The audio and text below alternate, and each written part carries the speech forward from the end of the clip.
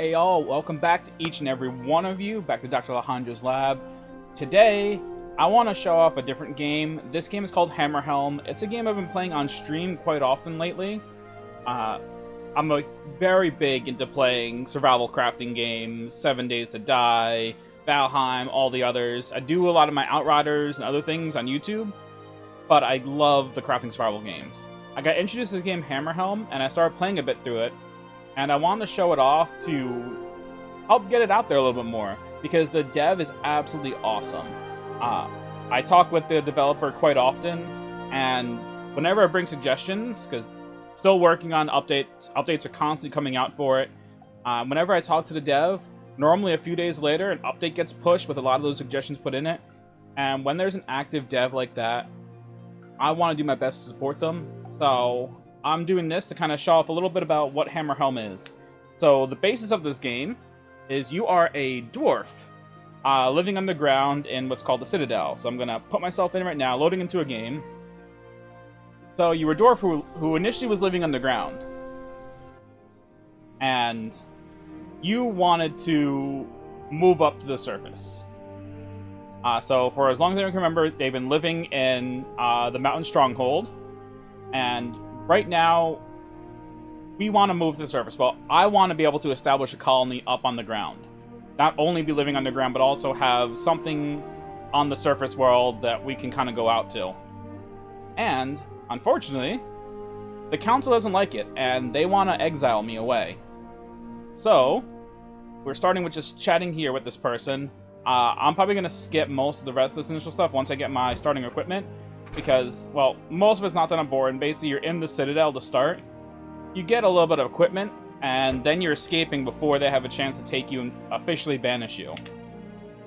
But we get given a simple weapon, a simple shield, and some potions. So we'll go ahead and take those, equip those up. Let's go ahead, put these potions up here. And then I'm gonna just clip forward till I get on the surface and I start doing some things. And we'll see you back in just a second. Alright.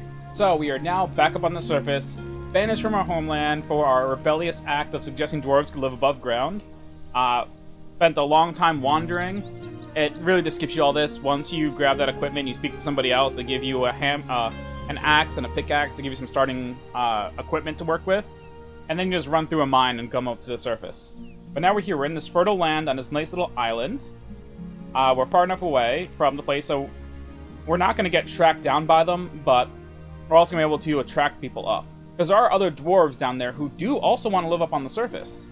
But they needed someplace first, so I'm kind of the explorer coming out and doing that. So right now I'm in my town area. This is where my town is going to be able to get built. And at the bottom, this stuff on the bottom only appears when you're inside your town area. Once you leave it and you go into exploring, it's gone. This is all just part of the town management. So the first thing it wants me to do is to go ahead and build a storehouse. Storehouse is where different things are going to get kept. And you can build anywhere inside this large... This is actually a relatively large section. I'll place a storehouse down here. And what I am going to do... We're going to just start with this... Oh, I need the stonemason shop before I can build the stone house. That's right. So we're going to plop down a wooden house. One awesome thing about this game is the fact that once these things are built, you can actually move them around. So they're not built yet. I'm placing down things, and then my dwarves will have to come build them. Let me just go ahead, put a house up here. I have to create a name for my town. And let's just call ourselves the Outriders. Good enough. Whenever you put down a house, you get given 3 options of dwarves to choose. You get to choose 2 of them. So basically, you look at their stats, look at the traits they have, and you see who you want to bring in and put into your town when you do it. So we have hungry and trendy, eats more food than a typical dwarf, but takes better care of clothes, so don't need new clothes as often. So this game is exploration, resource gathering, combat, as well as city building and worker management. You're basically going to be putting your townspeople on the different tasks and having them do a lot of the work inside town while you're out doing fights, clearing places out, gathering more resources. So hungry is a little bit of an issue early on, just because we're not going to get a farm down super fast, so it's going to be hard for us to keep up food production. Slow and strong. I don't like this as a great start because we have someone who's... They're strong so they can carry more resources back to town when they go gather. But they're slow. Not great. And we have someone who's lazy and an animal lover, so they won't do any hunting. But if this was slightly later on, hungry and trendy would be better. But it's going to be really rough early on when I don't have access to food. So we're going to choose these two for the moment to start. Now, they will show up and they're going to start coming in and start building these for me. There we go. They're working on the storehouse and everything else. What happens is you have a lot of random quests getting given to you. A bunch of them are going to be ones where you've done them before, so there are a bunch of like repeat quests, and then some of the quests will actually advance the storyline for you. But over time, you're basically going to be building up your town, putting your workers on different stuff. And one thing I do like to do is I like to have both my workers gathering stone, because gathering stone is so much slower for me as a player than gathering wood. And I can show you why in a second. I want both these things to get built first. Okay, the storehouse is built, which is great. I actually gotta go talk to this person. The wooden house is complete. So I have to talk to Gear the worker and ask about activity outside of town, which is where we're gonna get our combat tutorial. Alright. Talk to him. We got a quest. There's some goblins outside of town. There's goblins, orcs, ratmen, mushroom men. A lot more is gonna get added in. Right now, there are limits to what's here. But now that we have stuff placed down, I can left alt right click and I can place this, move it out however I want. So I can place it over here. We can go ahead and put these two like facing each other right now if I really want to. Basically everything can be moved. So it's really nice. So early on you don't have to focus too much on what you're placing around the town, as long as you keep an eye on stuff and just know how you're going to build things and structure things around later on. So early on is not too bad to just kind of throw some stuff down. And the reason I want them to gather stone for me is if I sit here and chop this tree down, so my tools aren't great, so it takes a few chops to get this tree down. It gets better over time. I get 6 wood from it. Now if I go over here and pick apart this the stone, oh, that's one thing. When you come to a tree or a stone you can break, your character will automatically switch to the right thing. But I get 2 stone, so I can get 6 wood for chopping a tree, or 2 stone for breaking up a rock. So I'd rather have my workers take care of that and let me just focus on chopping down trees when I need to. So here we go. We have our combat. One thing to note, if you do get this game, I'm on the beta branch. The beta branch has a big combat update that they're working with. On the main branch, and then things get targeted, so you're only swinging at one enemy. When you're not on the beta branch, what happens is you're not targeting. Oop, I didn't get hit. I didn't put my shield up in time. But early on, enemies aren't too big of a problem. Gained a quick level, gain that. The first skill point, press X to bring it up. First skill point you have to get, which is kick. It forces you to get this first. This can just kick an enemy away, push them back. Lots of things together. Grab these beehives. They will eventually make apiaries later on, which produce honey and make the beer taste better.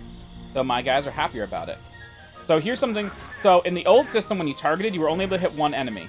Oop, I didn't go back in time. But now, without targeting, you are able to hit multiple enemies at once if they're in your arc of swinging, which is super useful.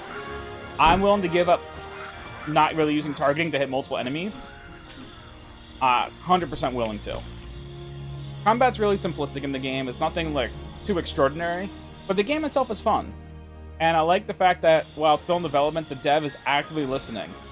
That's a spellcaster. They put an attack buff on this one. But this, oh, there we go. And they're gonna throw a lightning bolt out. Alright, missed me. Oop. I should probably eventually, try to block some more of the attacks. I'm gonna just kick them for the fun of it. Yeah, so I just kicked them just for the fun. I didn't need to. I could have just literally sat on them and not worried about it. Let me just get out of the way. Spellcasters are nice. The thing is, they're not that hard to dodge, but if you do get hit by one of the spellcasters, they hurt. I'm gonna just drink down that potion, get some health back. Not too worried about it right now. And we got another quest up here. So one thing that's awesome is, while the quests, some of them can get repetitive, a really cool thing that happens is it keeps you moving. So you don't really have to stop and just, really think as much about what to do. You can just be going around completing quests and then, you know, come back to town and work on building stuff. So it's nice that way. You can kind of be a little bit relaxed with it. But let's go ahead. Let's do that. We'll get some more houses down. Then I'm going to have to get a well down because my folks need access to clean water. You do want to keep them happy. So you can see on the bottom left, well, bottom is all of your stuff, including your money. There's also those stars. I have 2.5 stars. The mood of your workers is really important. You want everyone to be as happy as possible. So the goal is to try and take care of stuff. And a lot of the big issues right now are no access to fresh water, and the area around the house is pretty dirty. And we do also have some rat men in the storehouse. So gotta go fight these, take care of them. Again, combat is something that's constantly being improved on in this game. It's definitely not perfect right now, but they are working on fixing things up at all times. So being able to kind of sit in here, chat with the dev, and kind of help shape the outcome of the game a little bit is nice. So I've given a couple things to the dev that I've suggested, and they've just taken them all. Alright, so now the next thing we gotta do is place a second house. Get a second house down, and then we need a metalworker shop, but we get some new people. We have someone who's claustrophobic and a hard worker, which I like. Grumpy and animal lover. We got hungry and a foodie, which isn't necessarily a bad combination. So, you do come with a nice amount of starting resources, so I have a bunch of meals for my townsfolk. So I think I'm going to take the hungry foodie. I'm going to try and get a farm down as quickly as I can, but then I also need to get a cookhouse down. Because the farm will let them grow food, but the cookhouse is where they're actually going to take that food and turn it into meals. I feel kind of bad about it, but having a foodie is pretty nice, and I don't want a second animal lover right now. But I will want to have a hunter later on. Let's go ahead. This just means I can't put this person into the mines, and that's fine. Grab both of these folks. Let's... It also wants me to get this metalworker shop down. And we'll just keep everything kind of, like, centered. Everything kind of with each other at the moment. Because I will move it all later on.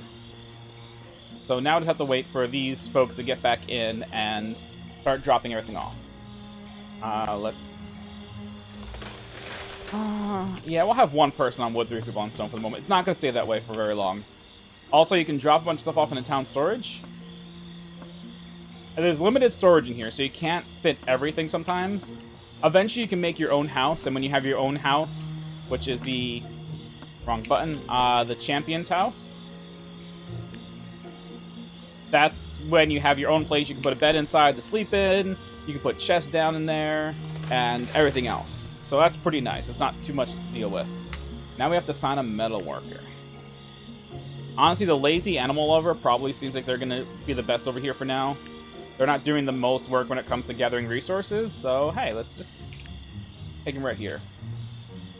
And then it's going to get you going onto, ooh, we want to start making better stuff. We want to start making better tools, the copper things. So it's going to send me out to mine the 3 copper ore deposits near town, and then from there, I'll be able to go ahead and get my first mine down. We'll probably go through the mine for today, and most likely show you a little bit of that. Go ahead. This is pretty easy. Most of the time, these ore resources aren't on the surface. They're all underground. And once you get mines down and miners going, they're just going to be gathering most of it for you. You won't have to worry too much about it. Which is a big thing in the game. Basically, as you have workers and other stuff just doing stuff, you don't have to worry as much. They're going to take care of most of the things. They're going to gather things that are hanging out. So this is the... keep hitting the wrong button. This is the basic island here. I know there are more parts of the world. I've been 2 other places on my main world. On my actual streamed world, from when I streamed this game. So I have seen some other places, but you do spend a lot of time in here. Things can get repetitive, but I believe you will end up, like, expanding and being able to visit other places over time, so it's not too bad. We can craft an item, so we need to craft our first thing here. Take all this, turn it into copper ingots. And I'm going to just go ahead and make the copper sword. I would like to get armor at some point. Armor is not as important. Armor just gives you hit points. So it's not quite as big of a deal. But let's get that first mine down. So your mines aren't directly inside a town. There's this section up here on the outskirts of town where you can place all this stuff. So these are all your mines will go over time. And same thing on the bottom of town. There are fishing ports in the game. And those go in slots along the water, which I can't move to right now because I'm not trying to make a fishing port. But whenever you place a mine, first thing you got to do is go out and clear it. So when you make a mine to start, it's going to be full of monsters. Enemies are going to be there. The construction brought them in. So you got to go in, clear them out, and then you'll have the ability to send a miner in to start actually working on things. And you can have one miner for every mine you have. I chose the sword because every weapon has a different style to it. So, there's another move that I'll be getting soon called Power Attack, which is a special attack they use, and each type of weapon between the swords, the hammers, and the axes have a different power attack. The sword does massive damage to one target in front of you. The axe does damage to all enemies in a large arc. The hammer's power attack mainly hits one enemy but stuns enemies around it. So I go with the sword right now, just so I can have the massive damage to one target and kill one off quickly. It works out pretty well later on, just because you get things where if you kill an enemy, you can recharge your power attack. But again, this is a... Alright. So, now that we've cleared the mines, you easily get to escape to leave the mines. There were just a couple enemies and an ore pile here. Nothing too bad. Pretty easy to get in, grab everything you needed. So now it wants me to assign a miner, which I will do eventually. Try and get as much armor on as possible. Again, just raise your hit points, so it's not too big of a deal. Alright, so it does want me to place another miner down. Ooh, we are full up on stone. But what I'm going to do about that is I'm going to build a third... Oh, I don't have the money for it. That's right. Need to make some money doing quests first. So, I can't put the claustrophobic person in there. So let's go ahead and make Slow Strong the miner. You can also rename everyone. So once they come in and have a name, you can change names to whatever you want. Ooh, level up. And there we go. Now I unlock my power attack, which I like. Awesome. Some more quests will end up popping up over time. They're going to keep working on stuff. Let me go ahead, change these folks to wood, so they're going to actually keep working. The town is full up right now on... completely full up on stone in the storehouse. I could carry some of the inventory if I wanted to gather more, but we're fine at the moment.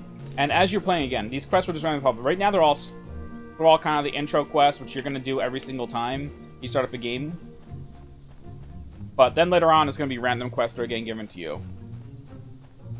Some cool things that happen are, for every house that's around, one of the people living in that house will give you a special quest, something that they want.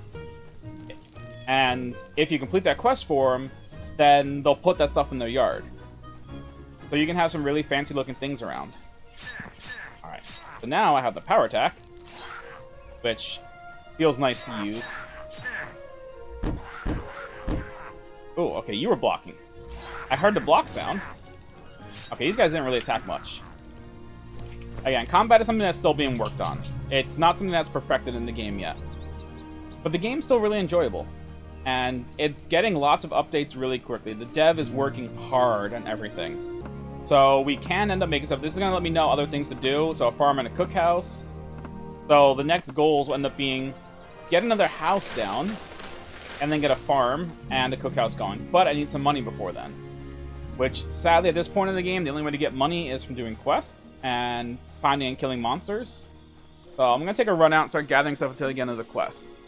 Or I see a monster camp. Also, as you get more workers in town, more quests will pop up because they'll have more things they want for you. Or want from you. Right now, I only have a couple dwarves in a very, very small little village here with like nothing in it. So, it kind of makes sense that not much is happening. Oh, another thing. I can talk to the rest of the spirit in a second. But, There is the carpenter and the stonemason in the game. Those buildings are nice to get down, because right now, these people don't have any furniture. You need the carpenter in order to make... The carpenter will take wood from your town and make furniture for these houses, and the stonemason will, 1, let you build stone houses, which is great, and 2, will build fireplaces, so that your townsfolk can stay warm at night. Which right now, they can't. They have no furniture and nothing else to do. So they're not going to be happy about it. And if people end up enjoying this, enjoy watching some of this gameplay, I'll do some more of it for YouTube as well. I am a fan of playing the game. And playing also lets me find things like bugs or little quality of life changes that would be nice. One of the big quality of life changes that got added in from one of my suggestions was, it used to be you could double tap S to roll back. But to roll left or right, you had to press Q or E, which didn't make as much sense to me, and I couldn't use it as well in combat. Now, the dev added in, after I asked them, to double tap D or double tap A to dodge left or right, which just it's so much easier to make use of in combat if you're actively trying to do dodging. Most of the time I just block with a shield, but it is nice to be able to do it, especially against spellcasters. It just, you get up in their face and you can dodge to the side.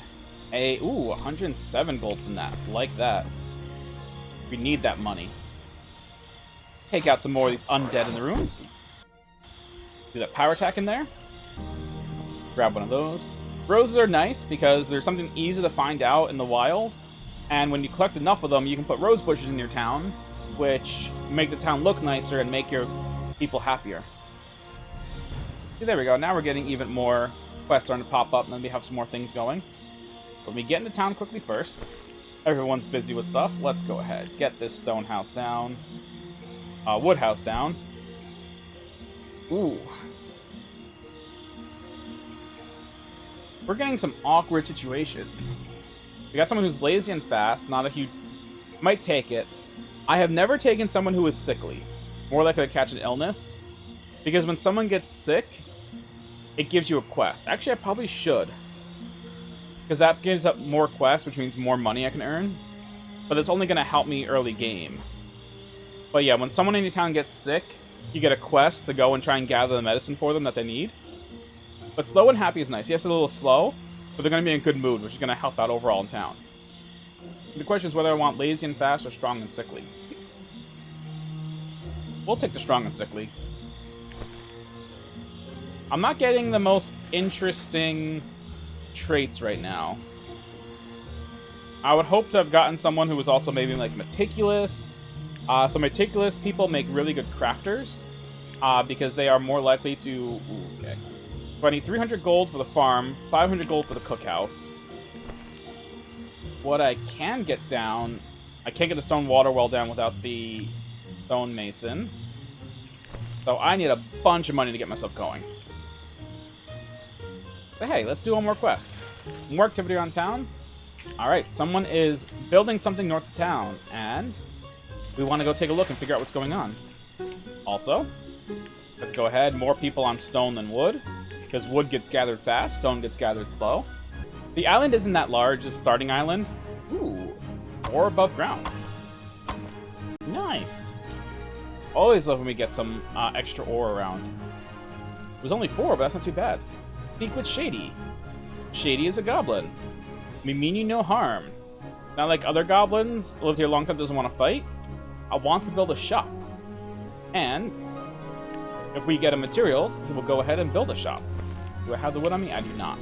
So non-quality wood is 2 trees. Let's quickly knock those down. This goes quicker with better tools. With these early tools, it's definitely slow to both beat on trees and beat on rocks.